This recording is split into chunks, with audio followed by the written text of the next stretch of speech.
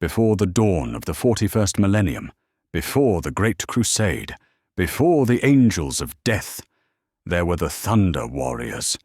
They were the Emperor's first great work, his brutal, unstoppable, and ultimately expendable spearhead in a forgotten war for a forgotten world.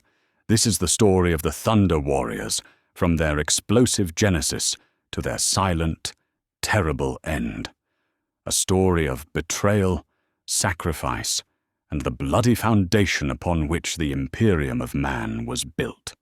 To understand the Thunder Warriors, you must first understand the world that forged them, Terra, Old Earth. For millennia, humanity's cradle had been a savage, fractured wasteland. The Age of Strife had rendered the planet a patchwork of techno-barbarian tribes, ruthless warlords and forgotten cults, each vying for control of the desolate ruins of their ancestors. Warlords like the Ur-Ghul, the Terrawat clans, and the ethnarchs of the Caucasus fought endlessly over scant resources, their armies a mix of feral clansmen, mutated horrors, and half-remembered science. This was a planet where survival was a daily struggle, and mercy was a forgotten word. It was into this chaos that the Emperor of mankind, a figure shrouded in myth and mystery, first revealed himself. He was not a king, a general, or a god, but a scientist and a strategist of unparalleled genius. He had a vision, a unified humanity, conquering the stars and guided by the light of reason and logic. But to achieve this, he first had to unite Terra, and the conventional armies of men were not enough. He needed something more, something designed for this brutal, unending war. He needed a new kind of soldier. In hidden gene laboratories, likely within the Himalayan mountains, the Emperor began his great work. Drawing upon the esoteric knowledge of ancient bioalchemy and his own unique genius, he created the Thunder Warriors. Unlike the refined, elegant bioengineering that would later produce the Adeptus Astartes, the Thunder Warriors were a product of haste and brutal pragmatism. They were not built for longevity or subtlety. They were built to kill and to conquer, and they were built to do it now. Each Thunder Warrior was a masterpiece of raw, untamed power. They were physically larger and stronger than the later Space Marines, their bodies pumped with unstable genetic enhancements. Their bones were fused with a hyperdense alloy, their muscles were unnaturally thick and powerful, and their nervous systems were augmented for lightning-fast reflexes. They were, in a word, a bludgeon. Their armor, known as Thunder Armor, was a crude but effective precursor to the power armor of the future, its chest plate emblazoned with the Emperor's personal symbol of a lightning bolt and a raptor. This symbol, and the deafening cacophony of their boots and weapons, gave them their name, the Thunder Warriors. But this power came at a terrible cost. Their bodies were unstable, prone to cellular degeneration, organ failure, and a host of horrific genetic flaws. Their minds, too, were a powder keg. While they were highly resistant to psychic attack, a necessary defense against the rogue psychers of the Age of Strife, they were also prone to fits of berserk, fury, psychosis, and extreme mental instability. They were savage, violent, and utterly ruthless. They were the perfect weapons for the Unification Wars, but they were a time bomb. With his new army, the Emperor began the Unification Wars. He didn't seek to unite Terra through diplomacy or persuasion. He sought to conquer it through a campaign of relentless, overwhelming force. The Thunder Warriors, organized into 20 regiments, were the engine of this conquest. One of their first and most significant campaigns was against the Ur-Ghul, a tribe that controlled the fertile lands of what was once Central Asia. The Thunder Warriors descended upon them like a storm, their terrifying strength and resilience overwhelming the Ur-Ghul's crude armies. It was here that the Thunder Warriors' brutal efficiency was first proven, a harbinger of the centuries of conquest to come. But the campaign was far from easy. The techno-barbarians were not without their own formidable technology and gene-modded warriors.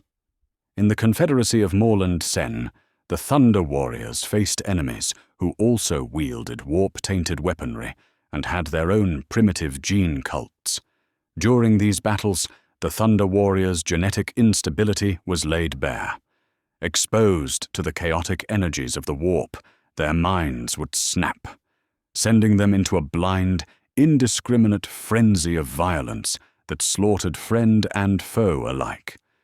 Despite these terrifying flaws, they were brutally effective. One by one, the great warlords of Terra fell. The Terrawat clans were crushed by the combined might of the Thunder Warriors and the nascent forces of the Mechanicum. The savage clans of the Pan-Pacific were brought to heel in a bloody series of amphibious assaults. Even the legendary Selenar gene cults of Luna, humanity's last bastion of sophisticated genetic engineering, were unable to stand against the Emperor's unstoppable army. The knowledge and technology seized from them would prove instrumental, laying the groundwork for a new and far more stable generation of super soldiers. The Unification Wars raged for decades. The Thunder Warriors were a whirlwind of destruction, their victories a testament to the Emperor's genius and their own raw, unbridled power. They were living legends, the Golden Men who had reclaimed humanity's homeworld. But as their purpose neared its end, the Emperor's vision shifted. The brutal, blunt tools of unification would not be suitable for the subtle, long-term work of building an interstellar empire. He needed soldiers who could not only fight, but also administer, explore, and endure. He needed something better. He needed the Adeptus Astartes. The end came for the Thunder Warriors as a brutal and final act of pragmatism, a grim reminder of the Emperor's cold, calculating nature.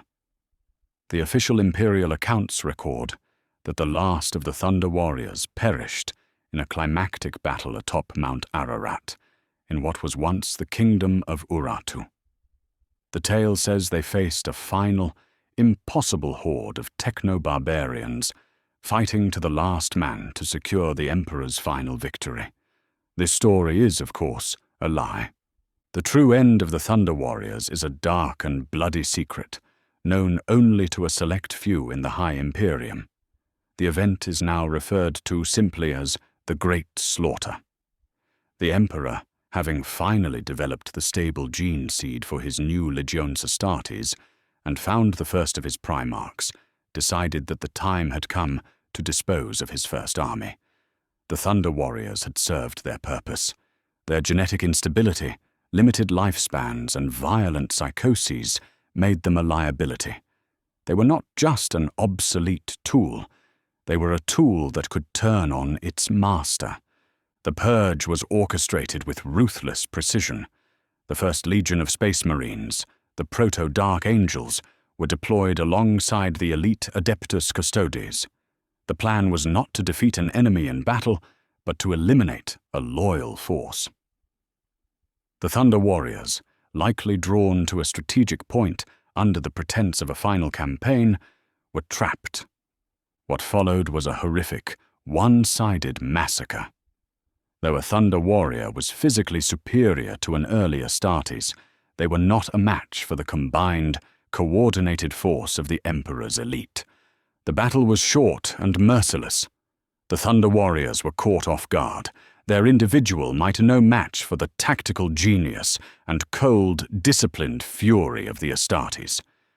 The mountain slopes of Ararat ran red with the blood of humanity's saviors. By the end of the day, the Thunder Warriors were all but extinct, a forgotten, bloody monument to the Emperor's resolve. For the Imperium, this event was scrubbed from all records. The Thunder Warriors were officially recorded as dying a heroic, martyred death. Their legacy was buried under a mountain of propaganda, and their terrible might was replaced by the disciplined, reliable legions of the Adeptus Astartes. The great slaughter at Mount Ararat was the final act of the Unification Wars, the silent prelude to the Great Crusade, and a terrible secret at the heart of the Imperium's founding. But were they all truly gone? In the grim darkness of the far future, rumors and whispers persist of thunder warriors who survived the purge. These stories are a testament to the sheer toughness of these men, and a terrifying reminder that even the Emperor's will is not absolute. The most famous of these suspected survivors is a figure from the Horus Heresy era, Aric Tyrannus.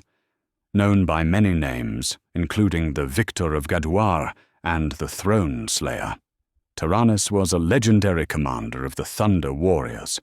In the novel The Outcast Dead by Graham McNeill, we learn that Tyrannus did indeed survive the Great Slaughter. He lived for centuries, a hidden warlord in the underhive of Terra, taking the name Babu Dakal. By the time of the Horus Heresy, Tyrannus and his last remaining lieutenant, Gotha, were suffering from the horrific genetic deterioration that was the ultimate curse of the Thunder Warriors. They were dying, their bodies ravaged by cancer and cellular collapse. But Tyrannus was no ordinary warrior. He was a master of the genetic arts, a secret he had learned from the Emperor himself. In a desperate bid for survival, he made a pact with a group of renegade Astartes, killing one to obtain a sample of their gene seed.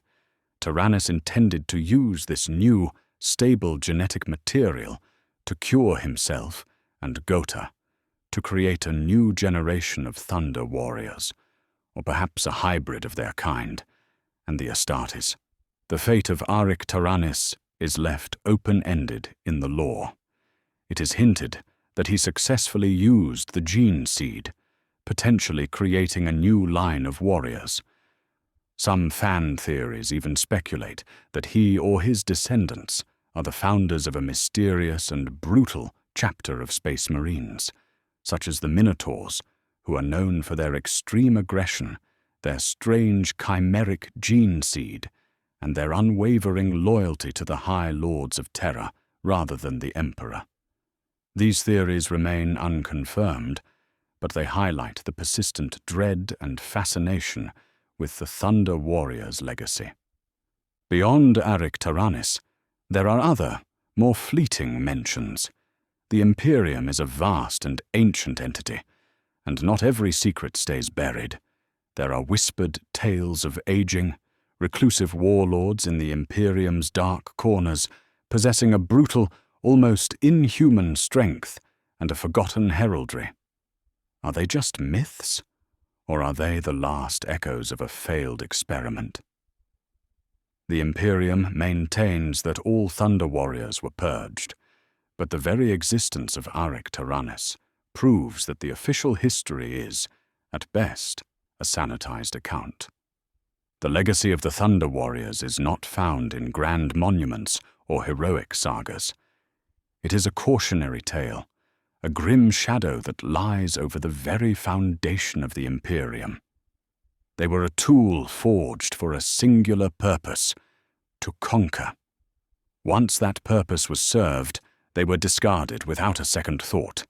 Their story illustrates the cold, pragmatic nature of the Emperor of mankind, a being who saw humanity not as individuals, but as a species to be saved, no matter the cost.